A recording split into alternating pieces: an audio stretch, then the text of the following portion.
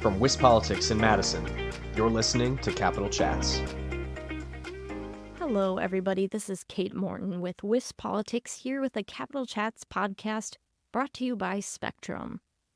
Today, I've got an interview with Jason Stein of the Wisconsin Policy Forum. He is currently the Vice President and Research Director, but he will actually be taking over as President next month. So, in today's episode, we just talk a little bit about some of the challenges facing the UW system and also the two-year campuses, 6 of which have either shut down or ended in-person instruction in the past 2 years. But here's the interview. All right, Jason, well, thank you for joining me today on the podcast. Oh, yeah, my pleasure. Thank you for having me. Yeah, so to get us started off, we're going to talk a little bit about some of the financial challenges within the universities of Wisconsin. So, what do you think are some of the biggest challenges that they're facing at the moment? Well, it's a combination of factors. I mean, one, like any higher education institution, they have been hit over the last decade by declining enrollment. That has a huge impact, and it varies by campus. A campus like UW-Madison is always going to be able to pull in students from both within Wisconsin and from other states. But then, some of your smaller campuses, particularly the two-year campuses, have been hit exceptionally hard by enrollment declines. The tuition freeze is no longer in place, but for a number of years, we had a tuition freeze, first state imposed and then imposed by the university itself.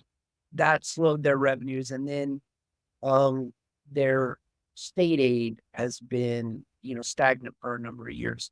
So, plus, then when you add in, rapidly rising inflation to that mix, you have a pretty substantial series of challenges, campuses in the state particularly. Yeah, so for the two-year campuses, I wanted to ask you a little bit about that. What do you think are some of the biggest factors contributing to that? I know you mentioned enrollment, obviously, is a big thing. Yeah, I mean, it's a combination of things. I mean, first, two-year campuses over the past decade, at least heading into the COVID pandemic and initially in the COVID pandemic, had been hit harder in the enrollment declines than four-year campuses. So that was also true for the technical colleges of the state. Partially, I think that reflected with the relatively strong economy and low unemployment rate. Traditionally, your two-year campuses tend to do a little bit better in economic downturns in terms of enrollment because people, feel like they need to increase their skills to compete in the job market. And when, there's relatively strong wages for people who maybe just have a high school education, then a lot of people will just get right into the labor market. Um, you know, there may be also other factors, the markets that these two-year colleges serve. They were merged with four-year campuses in 2018. There has been some, on the one hand, the argument for that was that the enrollment numbers had been dropping for many years for the two-year campuses. And so that was a way to try and gain greater efficiencies. You know, what you hear some people from within the two-year campuses say in the wake of that decision was that they lost some of their own ability to maybe go out and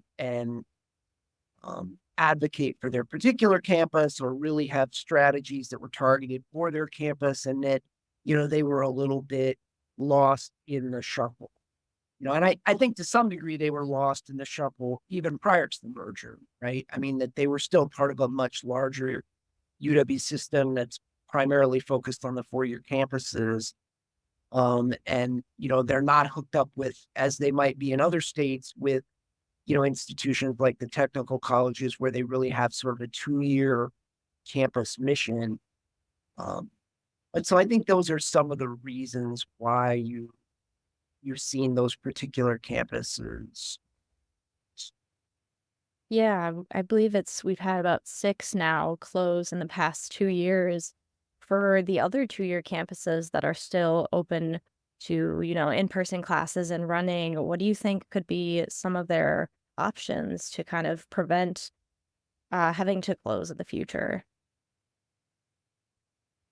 It's difficult to say. I mean, there has been some talk in some communities of, merging them with or having some sort of tighter ties with technical colleges in their area, where I'm not sure where that may be difficult to achieve. However, is, in some cases, the technical colleges in their area may have thousands or even tens of thousands of students. And, for a UW campus, it might, or, a 2-year campuses, it might be in the hundreds. And so, any kind of merger, even close partnership might require a lot of legwork from both campuses. And so then you have to ask, well, the technical colleges have their own challenges and are trying to, navigate what's also a difficult environment for them.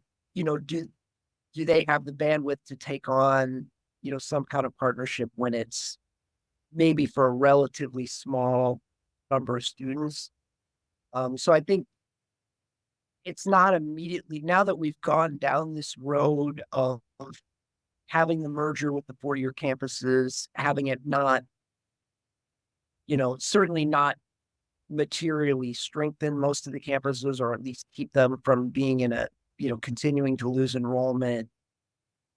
Now what do you do? It's not immediately clear, I think, to be honest.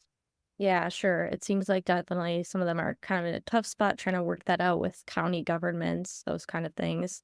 Right. And that's an important point to make, is that in general, the 2-year campus facilities are locally owned. They're operated by the universities of Wisconsin, but they have this local ownership aspect where, like county or other local entity, and that further complicates, whatever any major change that you would make, whether it would be shutting them down or merging them with some other entity.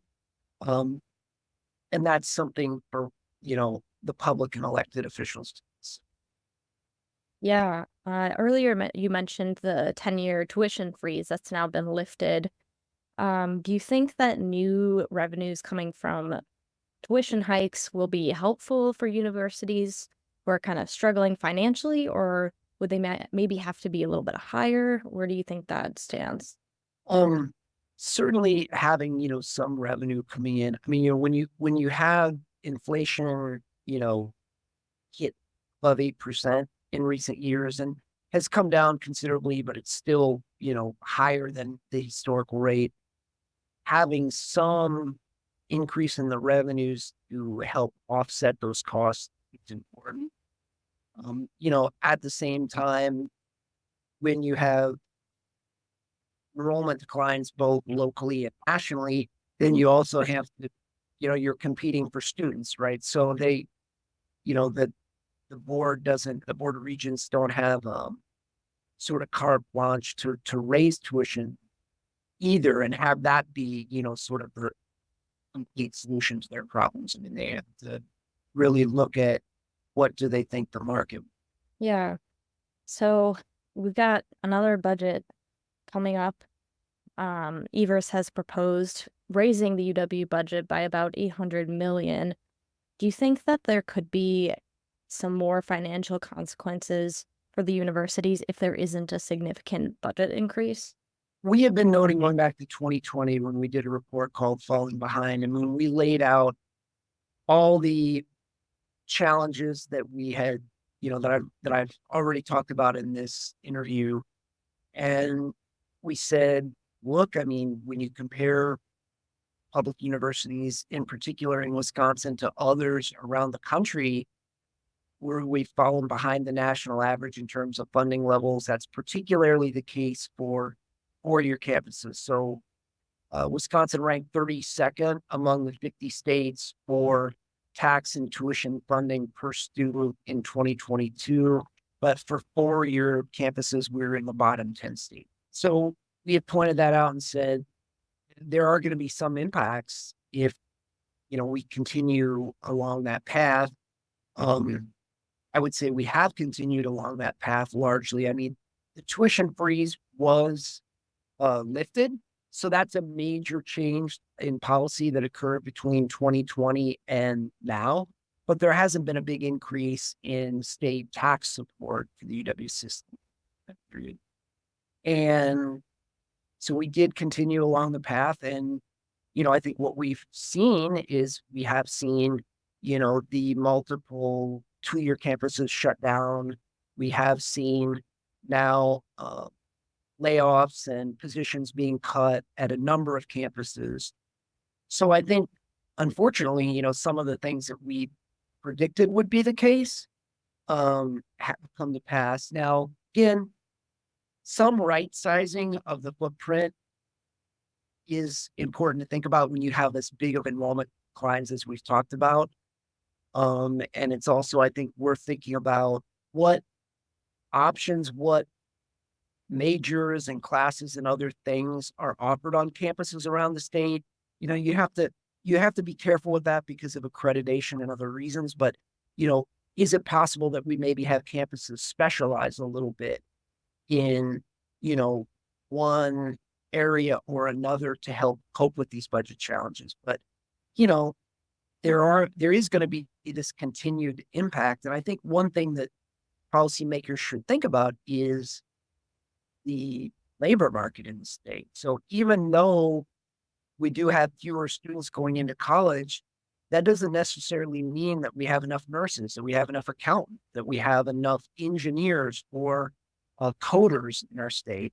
So, the labor market needs are what they are. And I think one concern that I have is that we're sort of reducing the capacity of our higher ed system to serve the labor market or to serve the employers of the state.